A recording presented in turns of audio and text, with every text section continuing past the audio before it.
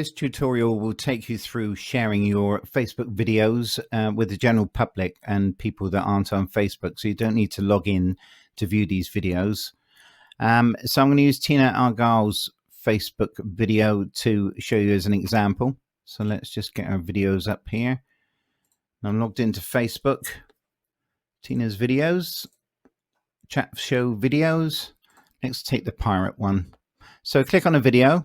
Bring the video up that you want to share. I'm just going to pause that a minute. No, we'll leave it going. Now, if you look at the top of the address bar here, you'll see this URL. This is a link to this video. So we need to copy this link, but we need to copy it from the very last number, not the end bit, from the last number. So from 33 there, all the way back to the beginning. So that's from the last number there, just before the last slash. From that point all the way to beginning. So we copy that, and then we can copy that link into an email or a website.